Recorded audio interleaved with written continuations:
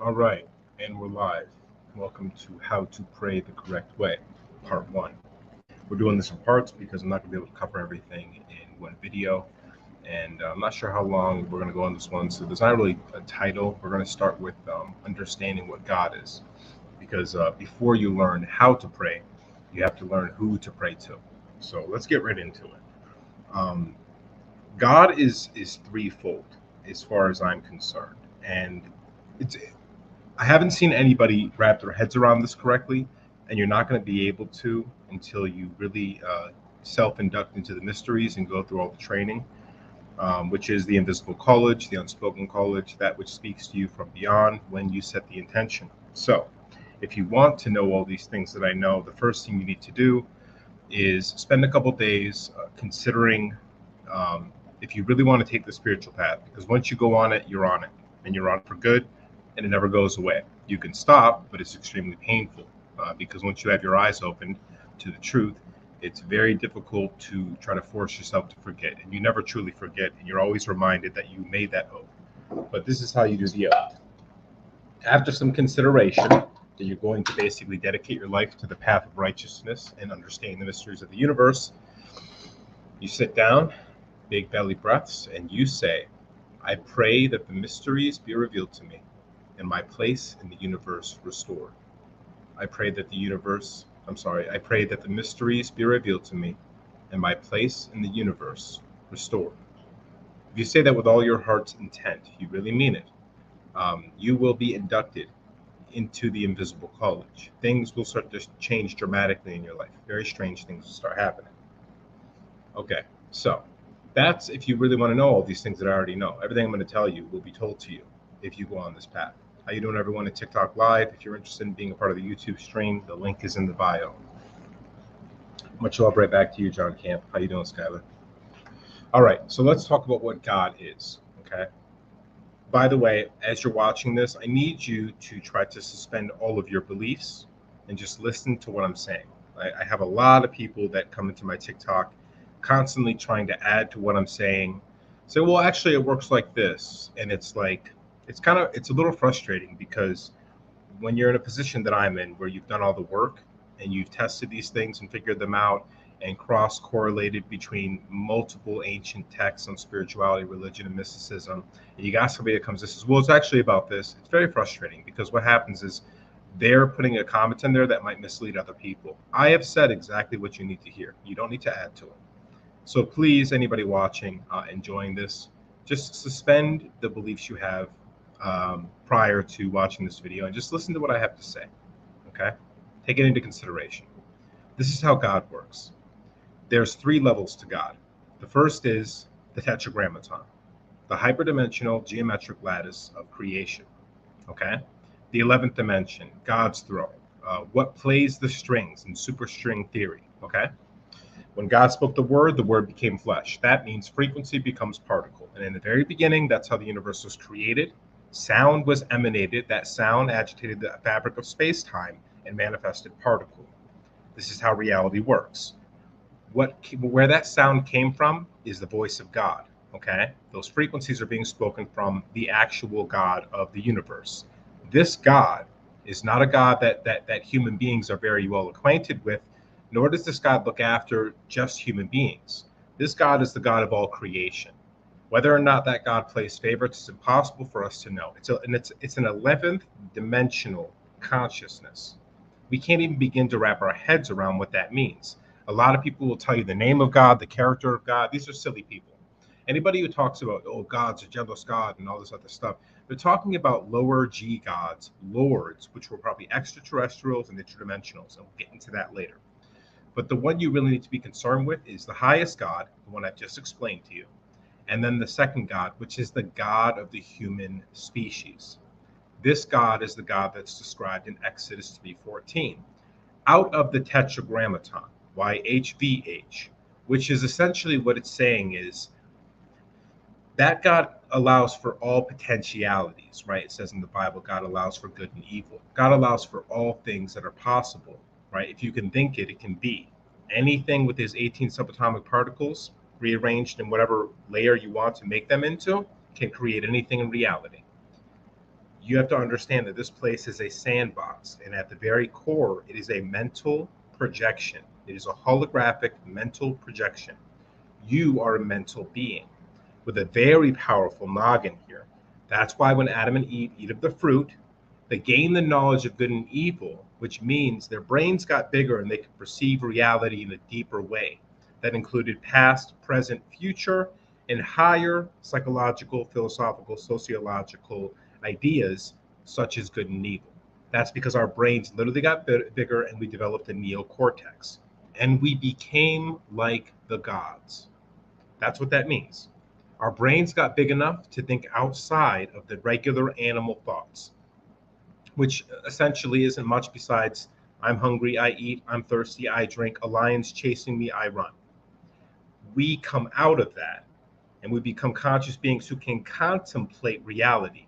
It's a gift and a curse, right? Because it can go into anxiety and depression, right? Sadness about the past, anxiety, worry about the future, right? And then develop all sorts of pathologies. The reason there is pathology in general is because of the moral implications that were added when we gained insight into what the world could be and the fact that maybe we were morally responsible for our actions, right? A lion enters into a pride, takes over from the other male lion. He may eat all of the cubs that aren't his, okay? Does the lion then sit there for days having guilt? No, it's just acting in its animal nature. There's lots of things human beings did after they gained that level of consciousness that were in the primate nature, but now we consider them maybe not so good, right? I'm not going to say anything because I don't want YouTube to censor me, but think of like the most violent, crazy things that human beings can do. Some of those things were in our primate nature. It was the neocortex that allowed us to reconsider what those things were and put them in either good or evil. Anyways, so on top of that, we can use our imagination in incredible ways to create, become a creator, a co-creator with God, the Tetragrammaton, the 11th dimension. Here's where it gets interesting. That I will become what you need me to become. You may know something about tulpamancy, the idea of conscious thought forms that are manifested out of our consciousness and out of our emotions. We create intelligent entities in other realms. Okay, so if you have God's throne, the third heaven, that's the highest God. Okay, then you have the spiritual realm, the second heaven, the spiritual highway. This is where all of those tulpas and thought forms manifest. So black magic, demonic magic, calling upon angels to help us. This all happens in the transit of the second heaven. Okay, the spiritual world, ghosts, Bigfoot, UFOs, all the stuff that isn't man-made, that has a supernatural effect to it, enters in and out through that area. Are they actual dimensions where intelligent beings live that we didn't create? Sure, maybe, right? Maybe there's portals that enter in and out, et cetera, et cetera. But we also have a powerful impact. When we think of it this way. The way our hands build things in the physical reality, our minds build things in the spiritual reality, which is just as real as this place, and it has an entire ecosystem to it. The reason we have so many stories about seeing leprechauns on St. Patrick's Day is because we're all thinking about leprechauns, and they actually agitate the fabric of space-time with our frequencies, and they start to physically manifest, and then sometimes they can enter in over here. It requires a lot of energy. It requires a lot of praying collectively, but you can bring these things into reality. And that's why you have fairies where people are talking and thinking about fairies. That's why you have leprechauns stories where they show up on St. Patrick's Day, because we're literally manifesting these things. This reality is no different than when you go to bed and dream. The inside of your mind becomes an enormous world with all these characters. This world is the same thing in a God mind. Okay? And if we can connect to that, we can lucid dream in reality. This is what it means to perform a miracle. Praying isn't just praying. Praying is dream walking. Praying is performing magic, et cetera, et cetera. Thank you so much for all the likes, folks.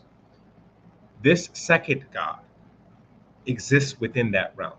This second God is the God of mercy and love and compassion and wisdom, because this is our human God that is looking out for us. But there are many gods That's why in the beginning, God says, worship no other God but me.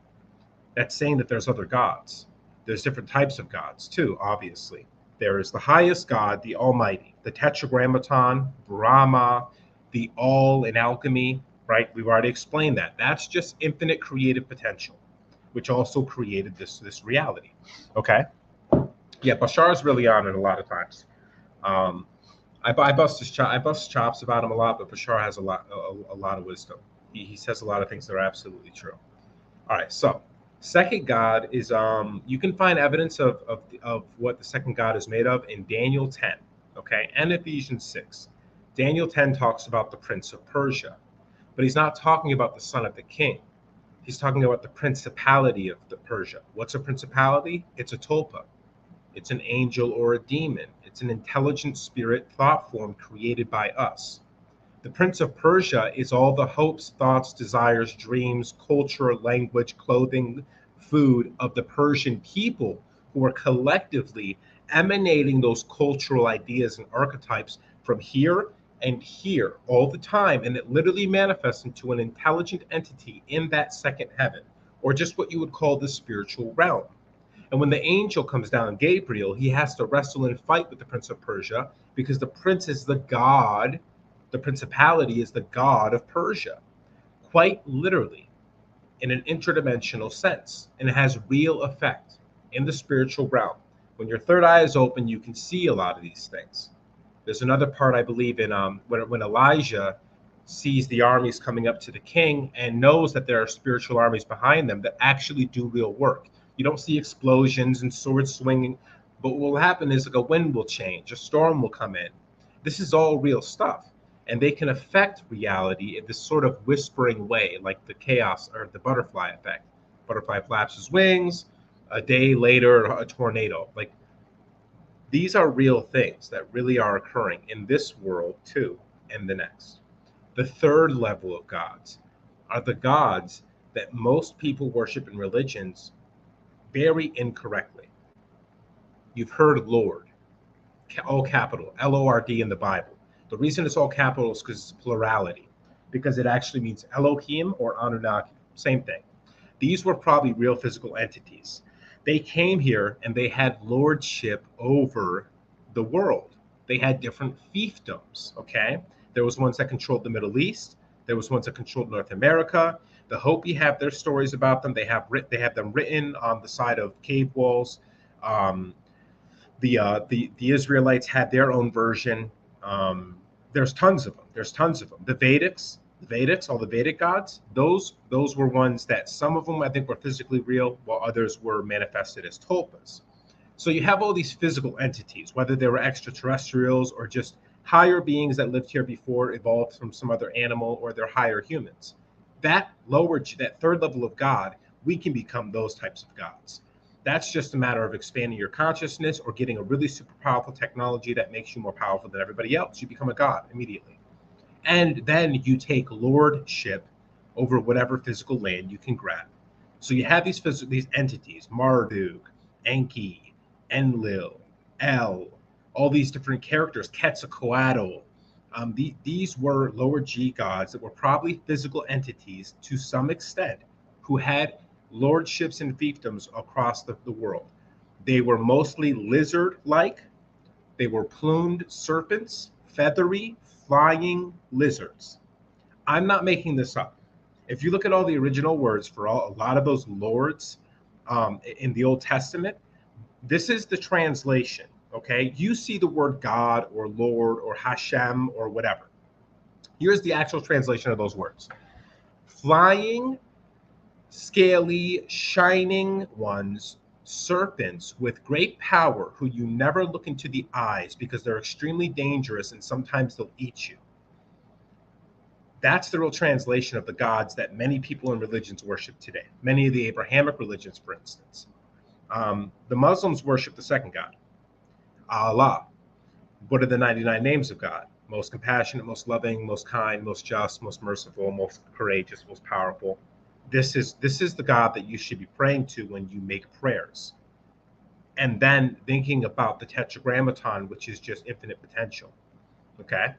We shouldn't be praying to a Yahweh or a Krishna, we should understand that these are tulpas that were created. If you still want to pray to them afterwards because you like the energy they have, okay, by all means, but understand that you're playing a game. You're playing a little game. What you want to access is the higher God, okay? God is within, God is without, God is everywhere. It's not just within, right? So if we say God is within, it's misleading. God is everywhere. God is everything at the tetragrammaton level. The second layer of God, like I said, is like the Prince of Persia, the Principality, except it's the principality of all human beings. And our collective consciousness and thoughts and hopes and desires and dreams are put into this actual intelligent force. But it competes. It competes with people who practice satanic black magic, who worship a devil type of archetype. And it's at war with those things because it's anti-human. Hey, bud, I'm not asking you for advice. Okay? Just, yeah, no hard feelings, but listen to what I'm saying. I don't need you to be a co-teacher. No offense, just pay attention, right? I've done this for a long time. For a long time, it was open back and forth, but this is really serious. So I need you to just listen to what I'm saying if you're going to be here. Then get out.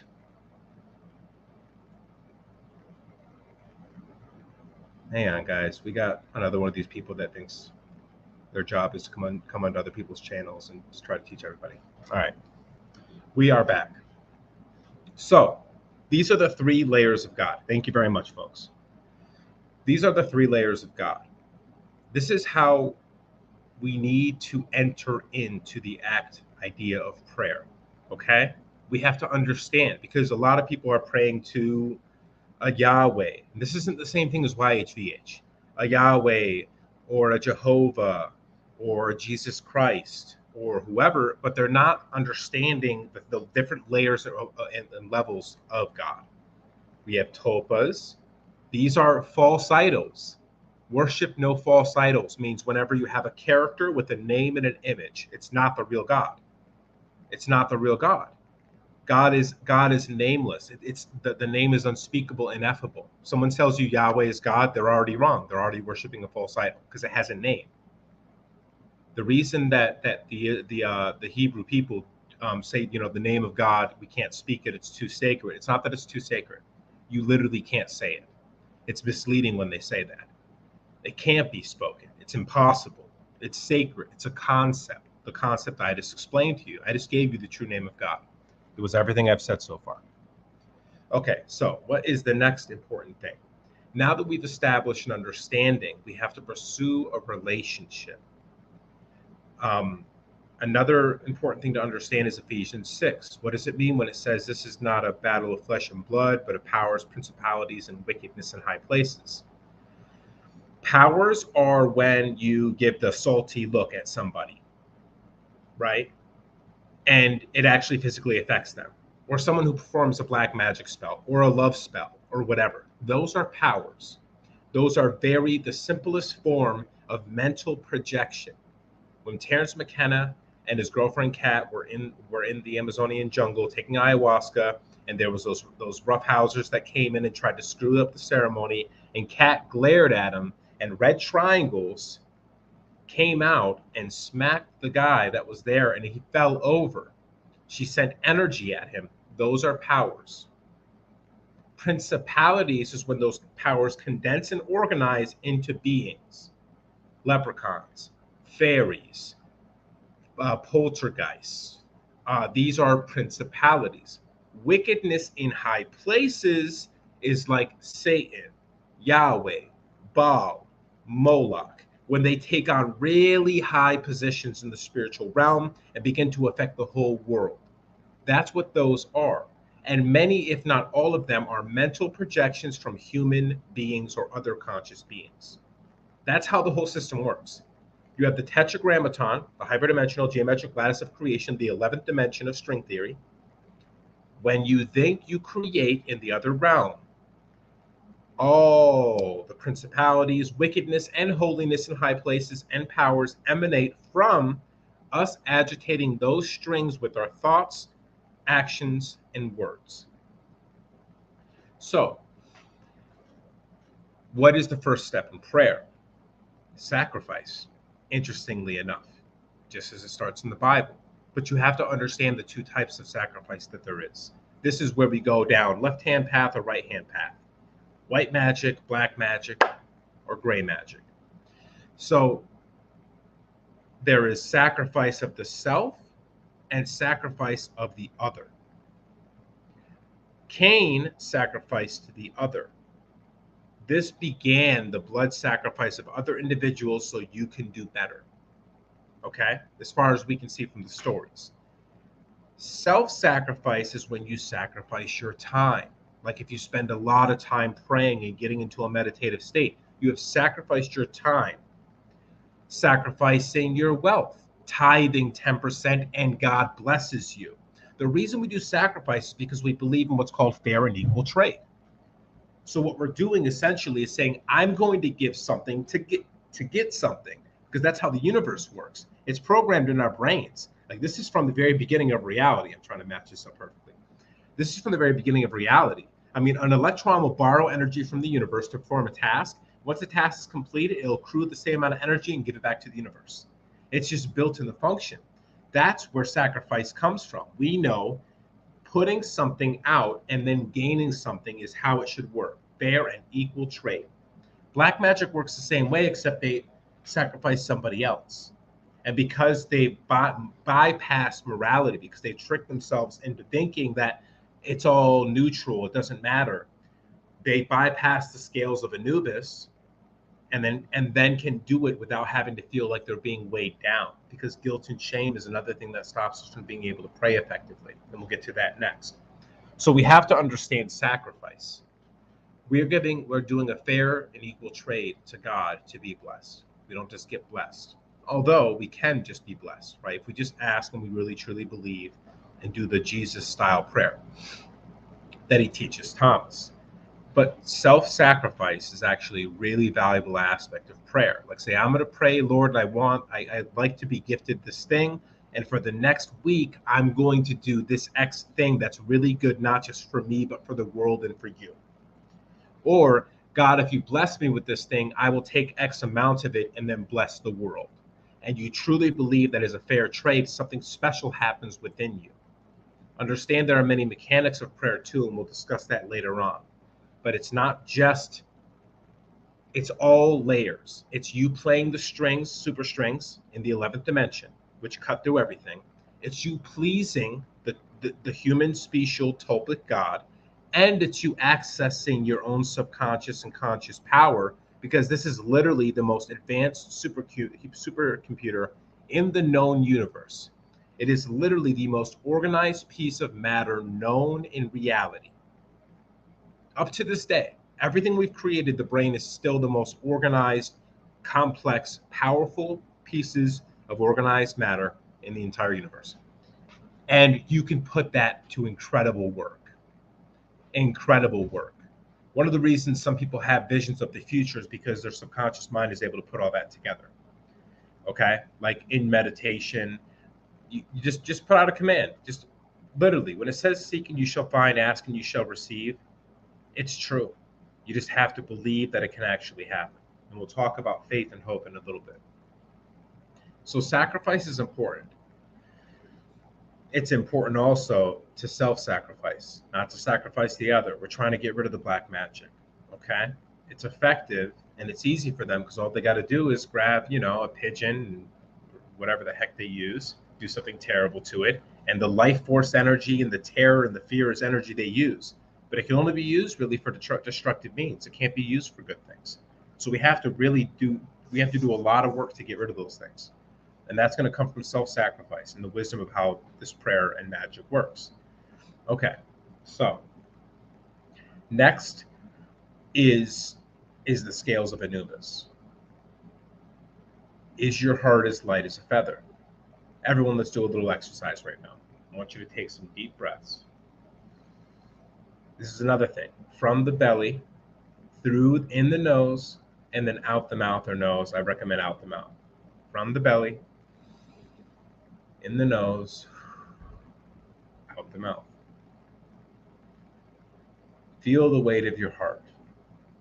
Ask yourself if there's any rogue emotions, anything negative, anger, sadness, fear, guilt, shame. Breathe in. Ruach, breath and spirit simultaneously. The Holy Spirit and the Chi is carried on the air, and it moves through your body. Let it flow through your heart, and then ask yourself, is your heart as light as a feather? I'm guessing you're saying no. I'm guessing everyone's saying no. I mean, maybe there's some people in here that have absolutely calm conscience, and nothing's bothering them, and that's where you're trying to get. Um, Nice to see you, Eddie. Nice to see you. Thank you so much, Angel. But I'm sure we're all troubled with something. So this is another thing that's going to disrupt your prayer. If you have anything besides things like joy, compassion, love, excitement, it's going to really, and that's another reason they're always attacking us with negative stories on the news, because they're trying to disrupt our ability to pray. That's why they locked us down. That's why we couldn't get 6 feet together. Because when 2 or more pray in my name, I am there, which means 2 or more praying for the same thing has an exponential effect on the space-time agitation, because those frequencies become constructive. They get bigger and they affect the space-time much, much quicker and more powerfully. That's why the Maharishi effect works. The square root of 1% of a given population, when they pray, the actual thing just immediately starts happening. If you pray for reduced crime, they've done this. Test in Chicago, in the Middle East. Crime plummets to almost zero. When you have the square root of 1% of the given population in the area praying, you create a new principality. If you pray for peace, you literally create a new principality of peace, and crime rates literally plummet. These are all real research. Okay. So we have to be really careful to guard our hearts and guard our minds all the time. Okay, so let's just touch base again. Understanding the 3 levels of God, knowing which ones to pray to, knowing which ones to access. Sacrifice, self-sacrifice, fair and equal trade for the thing that you're praying for. If you're just praying for good things to happen to other people, that's the fair and equal trade in and of itself, because you're taking your time to do something selfless for somebody else. Yes, gratitude is huge. Great point, Melanie. That's interesting, Rebecca. That's weird. So gratitude, reverence is another way, kind of a close matching emotion. Joy, excitement. Remember when you were a kid and you used to just use your imagination? You're laying down, you're imagining something really cool happen.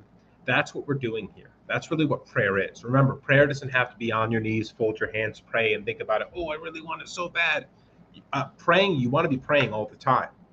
Like you want to be meditating all the time. You want to be in a meditative state almost all the time, unless you decide to take a break and play some sports or whatever, But like when we're washing the dishes, we should be praying and meditating. When we're eating food, we should be praying and meditating the whole time. It's a state of consciousness that requires the breath, and you to single-mindedly do the thing that you're doing and not have a million other thoughts and a million other emotions bouncing around in your head and in your heart.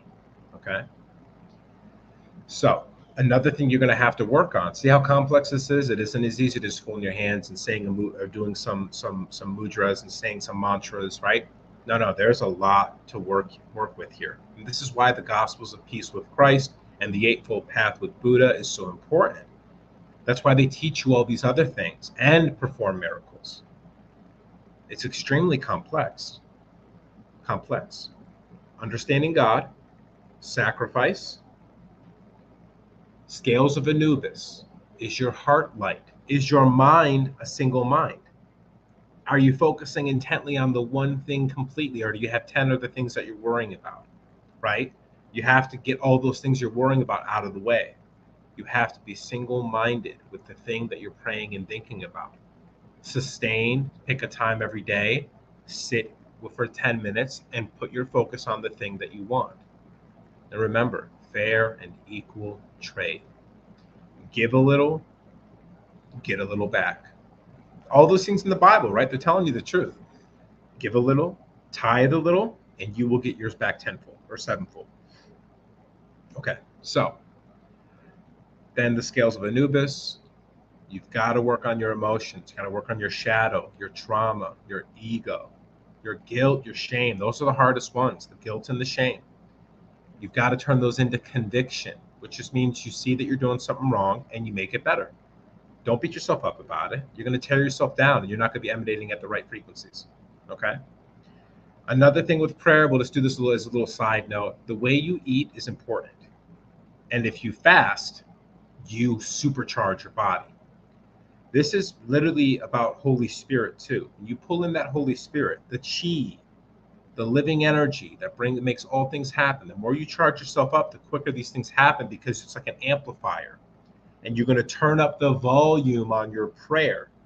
Wearing the right clothes, right? Don't mix your fabrics whenever possible. Eat electric food. That means living food, fruits and vegetables. Try to stay away from the meat. Try to stay away from the meat because something had to die. That's a sacrifice of other, right? And we're obviously going to have to eat living things, trees and fruits and all that. But Embodiment Celestial said something I liked a lot. He's like, that it's a state of abundance. The fruit falls off the tree. It's going to rot anyway. The vegetables are just going to wilt over.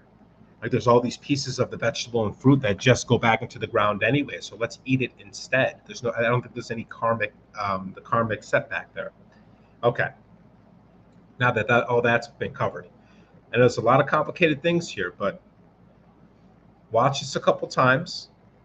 Go back to my TikTok videos because all the information is there. Okay? So remember everything I just said to you, right? Make a little list here. The next thing is what Christ instructed Thomas on prayer. Okay? So let's say you're setting up for a big prayer. And you want to be ready for it. What you're going to want to do is fast, first and foremost. Fasting is also an act of sacrifice, right? You're making a personal sacrifice to not consume and take in pleasure. So right there, you could be doing a fair and equal trade just based on that. You have to feel it within. You have to do these somatic checks. Notice I'm having you do somatic checks while we're doing this. We're breathing deeply into the belly, right? We're checking. Do I have negative emotions? Do I have too many thoughts? When I make my sacrifice, let me scan. Is the sacrifice, oh, yes, I can feel it. The tingles, the electricity goes through my whole body. It feels good. I don't think I have to have anything else added to the sacrifice. I feel totally, it's all about removing these sort of blockages. So if you make a sacrifice, but then you go to pray and you feel that little tinge of like, I didn't do enough, you didn't do enough. And you'll know when you've done enough. Make a specific promise when you're going to do the prayer. I will go camping in the woods without my phone, and I will fast for 2 days and just drink water, and I will spend an hour a day praying, meditating, and I will feed the birds twice a day. And after these 2 days, I put my prayer forth, and I believe that will be enough to get what I'm looking for. It's all about what you believe too. So you do that somatic check. Yes, it feels good. Those are all the things I need to do. But if it feels like a little tinge, that's the Holy Spirit and you saying, no, you've got to do a little more. Okay? This is also going to be really, really important when we talk about all the different types of prayer. That's where it gets really fun and interesting. Okay, so Christ explains to Thomas, this is extremely important for prayer. You need to pray thinking of the thing that you want as if it's already here. Be grateful and thankful that you were already given it, that it's already manifesting right now, and get in touch and turn on the emotions you would feel if it was here. What does that sound like? When you imagine when you're a kid, when you just think about how fun it is to do a thing, and then you can actually literally feel the adrenaline pump in your body. That's what you're trying to access when you pray. That's what Christ told Thomas. Thinking about the thing and literally imagining the scenario, like in your head, your mind's eye, you imagine the scene of it happening or that it's already happened. Then you imagine how the rest of your life changes as a result, right? And you start to really imagine what the life looks like. It's like you're creating the future in your mind. Remember, the subconscious mind is paying attention. It's writing notes. Oh, you want this? Okay, cool. The subconscious mind is so powerful. Let's say you're like, you know what? I'm broke today. I need $5. I could have a coffee would sound so nice right now. And I'm going to to bring some food out and give it to a homeless person on the way out to work today. And I'm going to find that $5. You bring the food out, you give it to, you feed a hungry mouth, right? You keep walking, and all of a sudden your mind goes, you know what? I think I want to walk down X Street today. Instead of, I want to take a different route. It's a beautiful day. The sun's out. I'm going to be able to see the sun. You walk down that street, there's the $5. Why did that happen? Your subconscious mind knew that $5 was there. And it just gave you a little hint. Hey, go down that street. Yeah, I know all you were thinking now, oh my God, that's happened to me. That's your subconscious mind. That's how powerful it is. And that's why Michelangelo shows you in the creation of Adam. Adam is almost touching the finger of God, who sits on a cloud shaped like a brain. When you get in contact with your own mind and you merge the hermaphrodite, the Hermes, the messenger of wisdom, the Aphrodite, the love, the mind, and the heart, thinking and feeling, when you merge those two parts of the mind, boom, you connect with God, and prayer is easy. Okay? So, where was I? Yes. So, really important to understand what Christ instructs Thomas to do in the Gospel of Thomas on prayer. Okay? So, we got all that so far? Next is all the different ways we can pray. Okay? Has anyone ever heard of kachinas? That's good, Heyo, Kamir. I also think that a lot of us are starting to pick up on this, and it's happening in real time. I think that's why they're trying to do those schmuck downs in 2 weeks, because they know we're having another moment where we all get together. I'm shiny today. Got a lot of oil on my face. Okay, so yeah, absolutely. Okay, so next is the different ways we can pray. Speaking in tongues, making new words that better represent the thing that we want, writing the word down, giving it a symbol. Let's say, for instance, here's one that it's always on everyone's mind: prosperity. Okay, people say, I want to have enough money to do a thing, or I want to be rich. But we also kind of struggle with that a little bit. Not all of us. The people that don't struggle with it are the rich ones. Right? JP Morgan said, millionaires don't need astrologers, billionaires do. The reason most people are rich is because they're accessing the spiritual powers of the world, just so you know. Most all of them. What did Young Thug just get caught doing? He didn't want it out in the court papers. What were they doing with goats in a basement? What do they do? What are they trying to do for the third temple of Solomon? It's all connected, folks. What is Rick Ross up to? I won't say too much, because that's insider information that only a certain amount of people know. So I would actually give up the person if I said it, but they're all doing magic. Okay. All right. So let's say it's wealth. Take away from the idea of rich or an X amount of money. Change it a little bit. Make it prosperity to the point of comfortability, so that you can do good work. Start there. Prosperity to the point of being comfortable, not having to worry about anything, and then you're going to do the good work, God's work on this planet. You don't have to do it all the time, but remember, fair and equal trade. So then what you do is you create your own word for that. You sit and meditate for a while. This is really important, guys. I'm teaching you the very powerful, deepest occult esoteric mysteries of magic.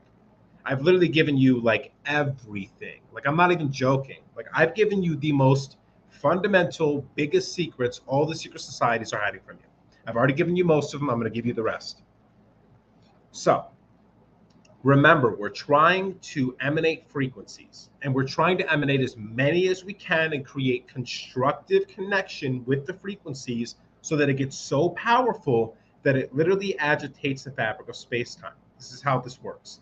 This is why when the Masonic has the God coming down from the clouds, and it has the square and all that, This is the emanations. It represents the sun. The sun is one level of it. There's a higher level beyond in the dimensions, but it emanates this creative energy, comes down and creates and builds, the builder, the ruler. That's what this is. When you look at the sky, when the sun's cutting through the clouds, it'll look just like the picture of the god when it has its hand like that and it's making the square or the compass. It looks just like the rays of the sun. That's because the rays of the sun are creating this part of the holographic projection of reality. Okay, so where was I? Yes, so what we're trying to do is manifest as many of these same frequencies and interconnect and hyperlink them. You're trying to create massive organization and complexity with each prayer. So here's an example. We're going to continue with this wealth prosperity one. Pay very close attention to what I'm telling you. This is the most fundamental, important piece of magic. And I don't think I've never seen anybody say this. I know many people know about it, but they won't tell you this. I'm giving you the big secret on magic. So you start with a sentence. It's the prayer. It's the request. Prosperity to comfortability so I can do good in the world. Yeah, it'll always stay up, John. I promise you that. So that's the sentence. That's the request. Then the next thing you do is I want you to sit down with that sentence and repeat it over and over again in your mind. Meditate on that idea. And I want you to ask your soul, the God within at this point. Now we're accessing God within, to produce the sound, the ancient Aleph Bet sound for this idea. You're going to be speaking in tongues now. And it doesn't take a lot of practice. You're just going to sit. It's so much more than just, it's not casting spells. Casting spells, it's a way of talking about this is because spelling is words written or spoken. It's dance. It's a mask at a fire where you dance around and you activate a kachina. These are all the same things. Yeah. So now we're going to sit until your mouth produces the word for the sentence, which is your prayer. And you're going to you're not going to try to make the word. You're going to let the word come up on its own.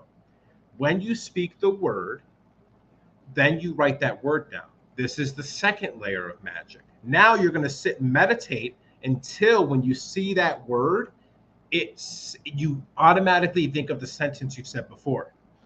Next, now you're going to make a symbol. I want you to spend as much time as you, by the way, you should probably get yourself a nice special notebook for all this, because this is going to be like your magic book, okay? Remember,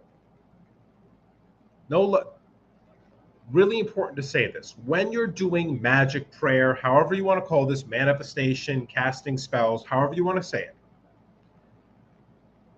what I'm teaching you and the protection put on this message that I'm giving you, I promise you, it would be a very silly thing for you to do to engage in black magic. This is what black magic actually is, or dark magic or evil magic. A lot of people say, well, black isn't or dark isn't. I get it, but we've all used the word so long. But we'll call it evil magic. Performing magic on somebody without their consent. When you do Reiki hands-on healing, you usually say, hey, can I hands-on heal you? Right? But even if you don't, if you put your hand on somebody and you stay there and you close your eyes and you start praying, obviously they know they're praying. They'll tell you to stop if they don't want it. You need the consent. Secondly, you need to do no harm. Don't try to justify it with, well, if I do harm now, they'll do no harm. No cheating, no stealing, no killing, no lying. Okay? And then that's the third part. Do not lie to the person to get uninformed consent from them to do something else you want to do to them. This is dark magic. And then, of course, no sacrificing of the other for the initial sacrifice, blessing, or offering to receive the blessing. It's got to be a personal sacrifice. If you engage in those other pieces, you're literally doing evil magic. There's no argument. People say, well, it's this type of this, it's this being, or it's this symbol. No. At the very core, it's a lack of consent for the person being acted upon. It's doing harm with the intent to do harm, right? And it's being dishonest.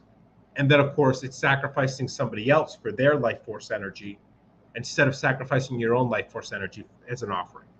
This is by definition what evil magic is. So don't engage in any of those things. So once we have our sentence and we have our word, we draw our symbol. The symbol, we're going to spend some time with it so you really enjoy the symbol. You really like it. By the way, don't share this with anybody until you're ready to make this a 2 or more pray in my name type thing and you think it's a good thing for the world.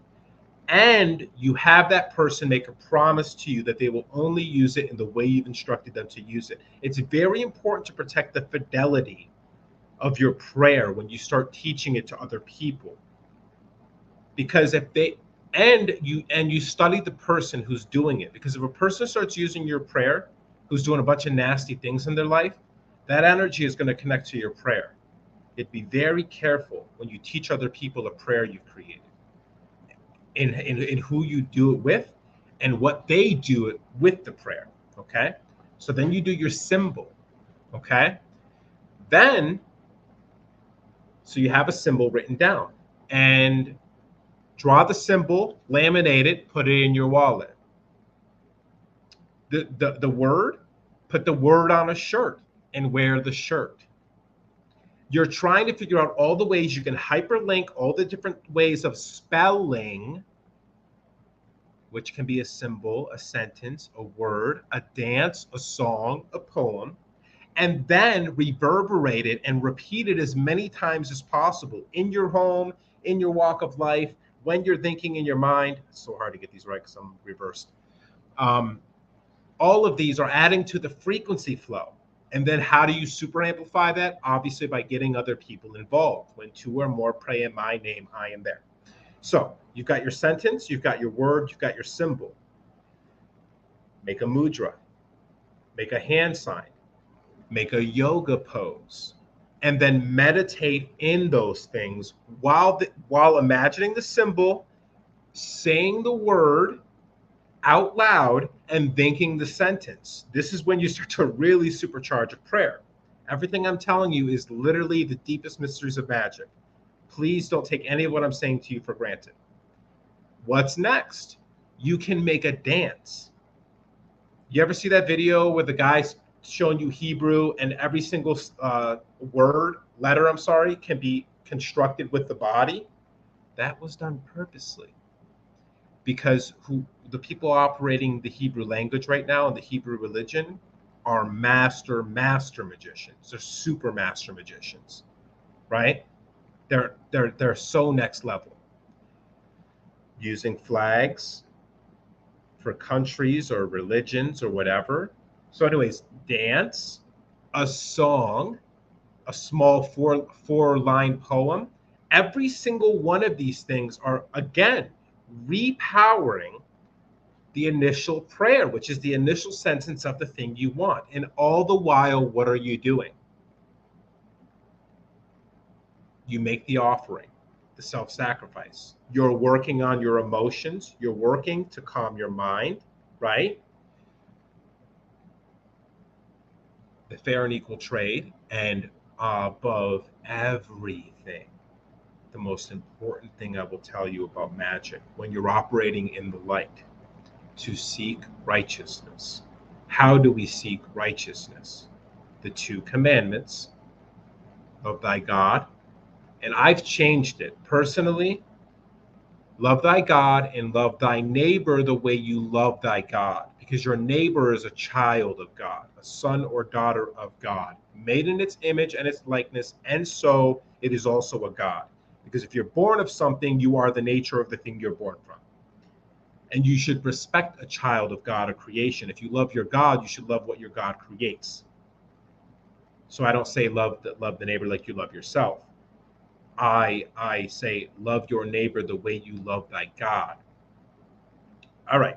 And then the gospel of peace. What is the gospel of peace? What is the gospel of peace? Is it a written? Is it 10 laws? Right? Is it a video you can watch? No. It's the living, word. When Christ goes to the Pharisees and say, I know that, yeah, I'm here, guys, on TikTok. So we're on YouTube Live. The reason I do the live here is just so more people can see that I'm doing that, because we don't got a lot of people on the YouTube channel right now. So when you guys see it there, you can go to the link in the bio and go on the YouTube, or you can just watch it here, right? But either way, I'm not answering any questions on the YouTube side or TikTok, but it's because, really important information we're talking about here. Okay, so yes, exactly. Now, extension of God. Yes, exactly. So what's next? Yes, the gospel of peace. The gospel of peace is beheld. When Christ goes to the Pharisees and the Pharisees are like, you worship the devil. Christ is like, yeah, right. Y'all worship the devil. And it's quite apparent that you do because of the way you're behaving. It's real simple.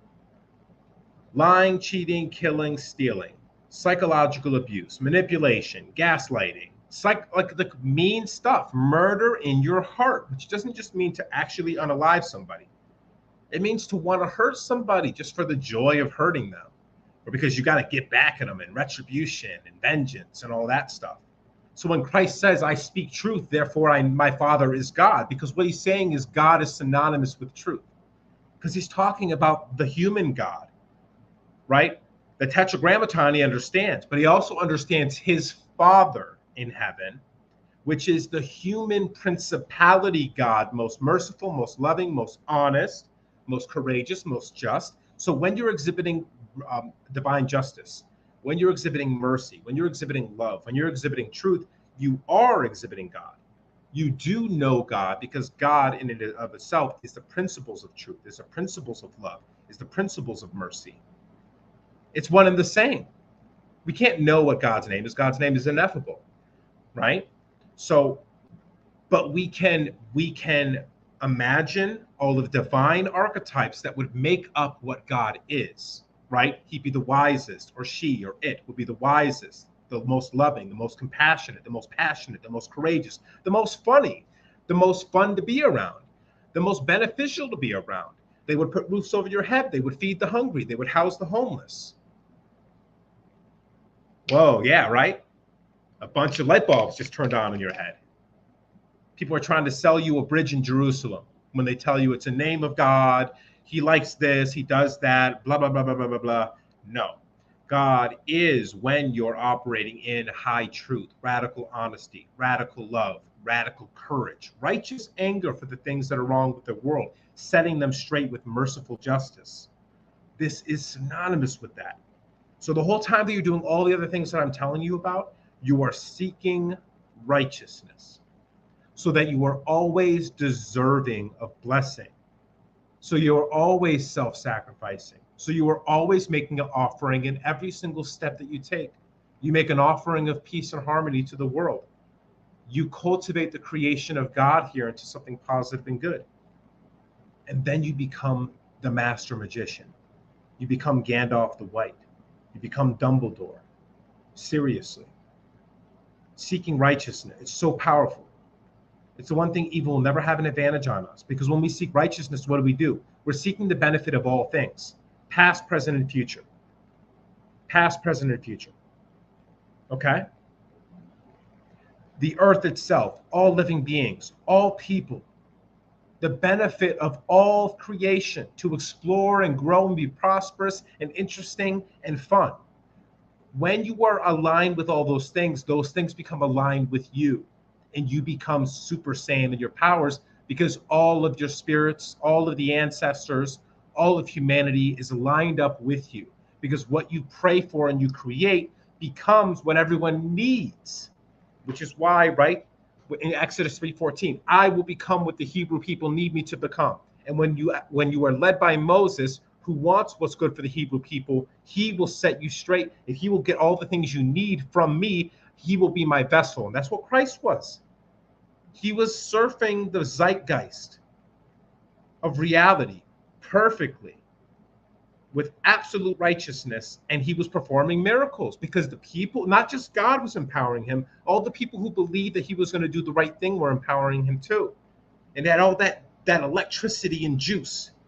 And then Boom. He was literally manifesting in reality because he was lucid dreaming while awake. I think that's a great part one. Okay. I think what I'll do next time is possibly just go into more detail about the things I know are more difficult ideas to comprehend and wrap your head around. The YouTube link is going to be on my bio and TikTok. Yeah, so we'll do a part two. I think this is a really great part one. I hope you guys enjoyed it. I also hope that I explained everything really well. Yeah, the link to my YouTube is going to be right at the top of my TikTok. When you go to my profile, you click on the link in the profile, and then I'll have a list of links. It's the very top link. It'll say how to pray part one. I think it already says. All right, folks, 108 guests in the TikTok. There's a sign for you.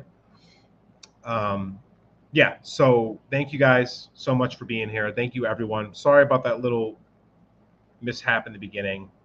I don't mean to be mean or a jerk or anything, but I've already said it over and over again to folks.